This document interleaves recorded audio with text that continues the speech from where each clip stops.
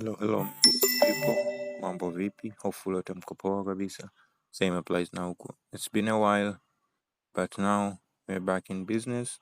So in this series tutaanza like the very basics, like before hata hujaanza kudesign au hujaanza kitu chochote, like yani tutajifunza the basis kwenye hii skill ya graphic design. Binafsi right now ninafanya designing kwenye computer, but najua watu wengi hawana PC, kila mtu ana hivyo. Kwa hiyo naelewa kuna baadhi ya watu wanaweza ikawa changamoto PC, ila isiwe kigezo cha kufanya kushindwa kujifunza hii skill, kushindwa kufanya kazi, kushindwa kupata pesa. So mimi binafsi nilianza like just from the phone. Nimeanza na simu na nilipata hela. Right now nipo kwenye PC napata hela, namshukuru Mungu. So hivyo guys, naenda kuwafundisha like tutaanza very basic like what is graphic design and stuff hivi nini.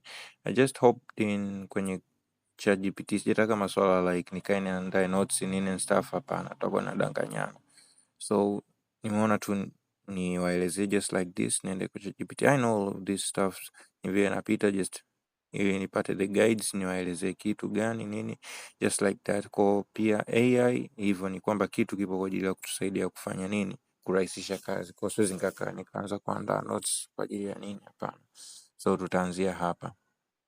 Sawa. Kwa hivyo guys, kama una issue, kama huelewi like unataka kitu gani, au hivyo like huna skill yoyote unatamani kujifunza, trust me, anza na graphic design. Ni kitu ambacho hakihitaji mtaji mkubwa sana. All it needs is just simu yako, a good connection ya internet, na pia na nini, the skills na muda wako, basi that's all you need. Kwa tutaanza graphic design. Graphic design hapa naona the art of communicating ideas visually using text, images, colors and layout. Kwa ni namna tu ile ya kuweza kuchukua picha, maandishi, ni namna kucombine hivyo vitu vyote kupata nini, kitu ambacho kikaelezea kitu fulani, hisia fulani. That is graphic design. Kuelezea kitu kwa watu in terms of hivyo colors, visual, text and stuff. Kwa hivyo it's not just making things look nice, it's solving problems visually, communicating messages clearly, influencing emotions, building brand identity. Example they see every day ni logos, Instagram posts, YouTube thumbnails, posters, packaging, ads. Let them realize everything they see visually was designed by someone. Kwa hivyo hivi vitu tunavyoviona vimekuwa designed na watu kwa ajili ya nini? Kukupa wewe clear communication, like kucommunicate a certain information au kukuelezea jambo fulani. Mfano like ukiona let's say nembo ya Azam, sawa, unajua kabisa Azam ni nani, anafanya nini, stuff like that.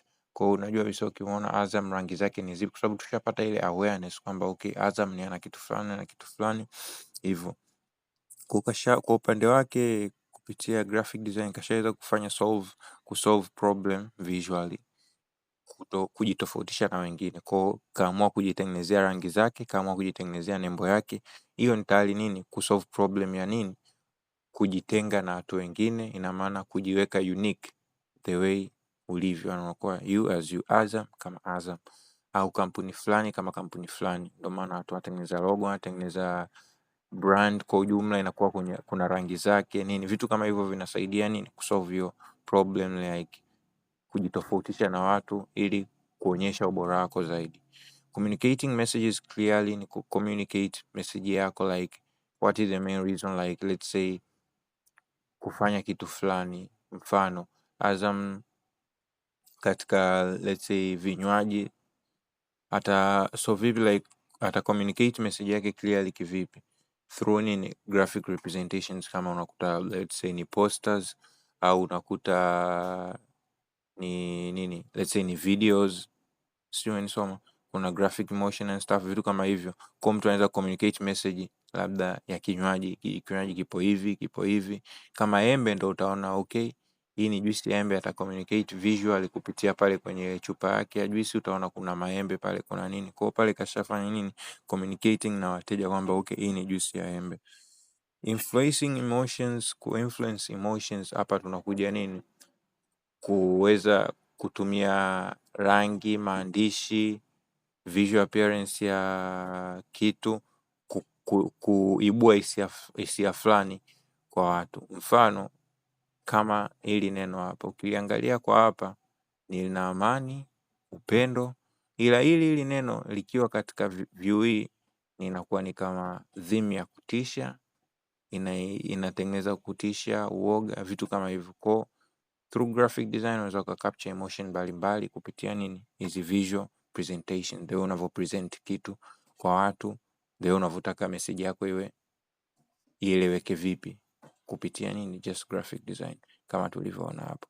Building brand identity ndo kama nilivyozungumzia kuhusu Azam. Tayari tushajua rangi zake ni zipi, nembo yake ni ipi, kashatengeneza ile awareness na identity yake in a way kwamba uwezi ukakuta Azam vitu vyake let's say ni ya kijani. Tushazoea Azam ni nyekundu, blue and a little bit touch ya white.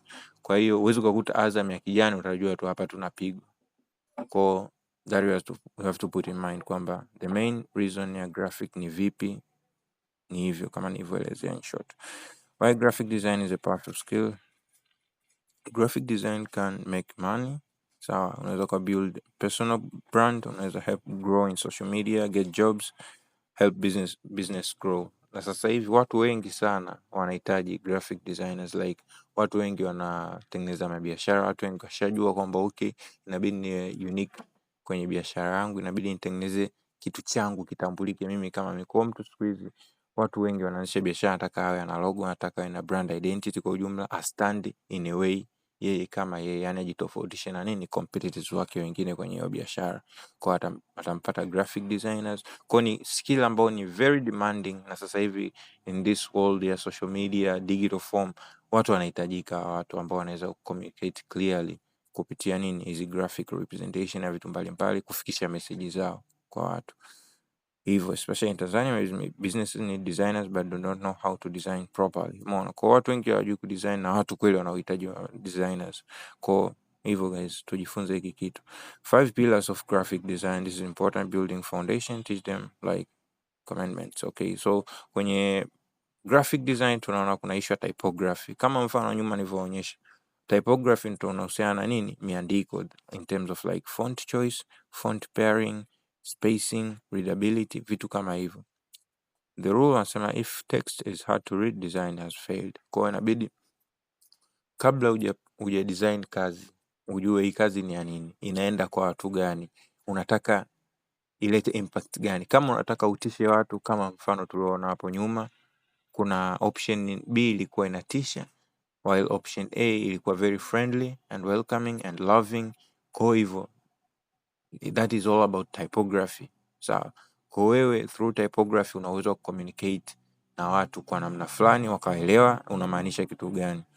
Kuna color theory. Okay, so which colors mean warm versus cool, contrast, brand colors. Mwana mfano red, urgency, blue, trust, green, growth. Kwa vitu kama hivi color, pia rangi, kupitia rangi mtu anaweza akajua unamaanisha kitu gani. Rangi nyekundu inaweza ikatumika upande kama upendo, hiyo rangi nyekundu inaweza ikatumika upande mwingine kama nini? Ishara ya hatari. Mfano uliopita hapo tumeona like upande mmoja rangi nyekundu imeleta upendo, imeleta theme fulani ambayo ni hivyo nzuri, then upande wa pili hiyo rangi nyekundu just kubadilisha mwandiko in a different view, tunaona kwamba okay, huku inatisha tena. The same message each and everything, ila rangi ni zile ila just the typography kabadilisha maana na ikaibua hisia tofauti. So that is graphic design. Tukija kwenye layout and alignment, mpangilio mzima nini wa hizi kazi ambazo unakuwa unazifanya, where elements are placed, balance, spacing, margin, hivi vitu vyote, grid system, hivi vitu vyote tutajifunza tutakavyoingia kwenye designing. Like inabidi ukiwa na design utengeneze design yako iweze kupumua. Yani usisio overcrowded sana, mambo yakiwa mengi unakuwa unampoteza msomaji au mteja, anakuwa haelewi aanzie wapi. Sawa, kwa mambo yote tutajifunza tukiingia deep ndani kabisa kwenye upande wa nini designing. Inabidi ujue font utumie size gani, kwenye artwork gani, vitu kama hivyo. Kwa overall mambo ya layout and alignment tutajifunza zaidi tunavyoenda kwenye kudesign. Hierarchy, this is big. Hierarchy, what people see first, second and third. Kwa hapa ni mule unakuja the way utakavyofanya layout na alignment yako itatengeneza ile hierarchy. Okay, mteja au mtu akiwa ujumbe, let's say umepewa kazi, umefanya designing, kuna namna, let's say in terms, mfano mdogo ni kama font size. Font size unaweka font kubwa, mtu kitu cha kwanza kwenye let's say ni poster, ameona ataanza kuona ile font kubwa, then atakuja size ya kati. Kwa vitu kama hivi atakuja ndogo kabisa. Vitu kama hivi vinakuwa vinamdirect mhusika au mlengwa aanzie wapi, aende wapi, aende wapi. Unaweza ukaandika kitu fulani, let's say unataka anzia hapa, afikiri kitu maandishi umeyaweka font ndogo, haiwezi kuanzia hapo moja kwa moja. Yani hilo kwa lazima vitu kama hivyo unakuwa unavizingatia, kama hapa ilivyosema unabidi control attention. Example, big title, medium subtitle, small description. Kwa mtu kabisa anakuwa anaanza okay, hapa fuatia hapa, inakuja hapa. Kwa unakuwa unamguide through nini, size ya font kama hivyo, size ya picha, vitu kama hivyo. Kwa unakuwa unamguide mlengwa aanzie wapi, afike wapi. Mwisho wa siku unatengeneza nini, a clear message, anakuwa ameipata kitu gani unachohitaji, kitu gani unacho, kama ni service uipa postal service, mteja anakuwa na mlengo, anakuwa like anajua service gani inayotolewa, hilo tangazo na service gani kwa urahisi zaidi. Sawa. If everything is big, nothing is important. Kwa vitu kama hivyo, like ukiweka maandishi yote makubwa mtu anakuwa haelewi, yani you haven't captured any attention from there. Kwa hivyo hii ni upande wa hierarchy. Tukija consistency, same font, same color style, same spacing, same design language. Consistency builds brand identity. Mfano kama Azam, napenda kutolea mfano Azam cause ni brand ambao well known hapa Tanzania, na hivyo kwa tutakuwa naelewana vizuri. Mfano kama Azam tayari tutajua fonts zake ni zipi, yani ukiona tu hivyo unajua okay. Kwenye color tunajua okay, rangi zake ni zipi, ushazoea rangi ni blue, red, white. Siku ukiona like a different color, hapana, unajua tu hapana, au sio Azam. Sio umenisoma. Kwa vitu kama kashatutengenezea ile awareness, mwisho wa siku mpaka imekuwa brand sasa, kwa sababu brand ili kuikuza ndio vitu kama inabidi uwe consistent in terms of colors, typography, vitu kama spacing nini, kwa ujumla ile design uwe na consistency kwenye kuproduce vitu vyako. Let's say kama maili zake ukiona rangi ni zile zile, ukija maofisi yake rangi ni zile zile, vingamuzi nini, overall the branding ni rangi zile zile, miandiko hivyo.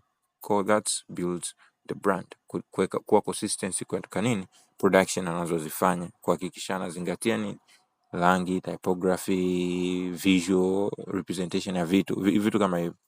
What makes a graphic design a real skill? Graphic design is not just knowing an app, just copying templates. It's just understanding principles, training your eyes, practicing daily, studying good design.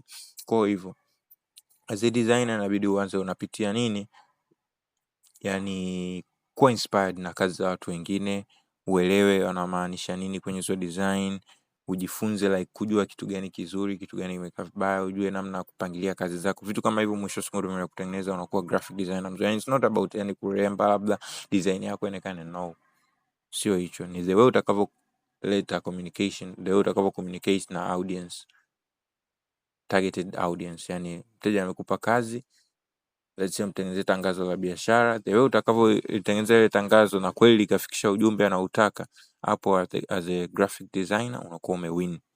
So what they must focus on as beginners, kwa vitu vya kufocus ni kwamba clean design, don't overcrowd, alignment, font pairing, color contrast, simplicity. Hivyo beginner mistakes using too many fonts, too many colors, too many effects. Yani mwisho siku usitafute kuremba sana kunachafua kazi, unapoteza maana, unapoteza hata ile nini, ile tunasema nini, like kuvutia mtu au ile eye catching designs. Yani mwisho siku unakuwa unapoteza maana tena ile design. Inabidi mtu akiona tu asichukue muda mrefu kuelewa ujumbe, sio anakuwa overcrowded na yale maurembo nini, mwisho siku anakuwa inapoteza maana. That attention ambayo unataka uigrab, mwisho siku unaipoteza. Mtu anaishia tu kuona urembo basi, anakuwa hajapata the message ambayo unaitaka. How to grow as a designer? Inabidi sawa, kuna designing daily, copy good designs to learn. Jifunzeni ya kupitia hivyo, umeona design fulani, ichukue, icopy, itengeneze na wewe. through that ulikuwa unajifunza like kwenye matumizi ya hizo tools nini vitu kama hivyo.